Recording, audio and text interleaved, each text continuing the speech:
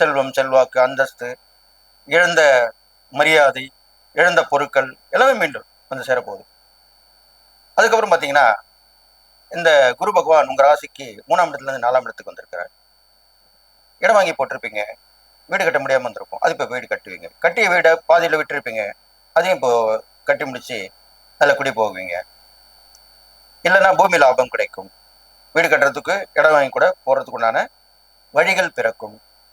நண்பர்கள் வந்து உங்ககிட்ட இணைவாங்க. இதனால் வரைக்கும் கொஞ்சம் ஏதோ கோபத்து ஆபத்தில் அப்படி விலகி இருந்திருப்பாங்க.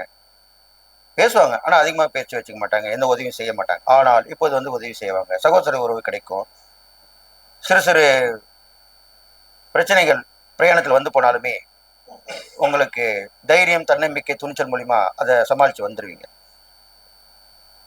அடுத்ததாக உங்க ராசிக்கு அவர் 8ஆம் இடத்தை பார்ப்பதால் ஆயுள் பயம் போய்விடும். கண்டங்கள் விபத்தில் வந்தாலும் நீங்கிவிடும். திடீர் சந்திப்பு கிடைக்கும். திடீர் பணம் வரும். எல்லாமே நடக்கும். உத்தியோகங்களாகவும் உத்தியோகம் கிடைக்கும். தொழில் முன்னேற்றம் கிடைக்கும்.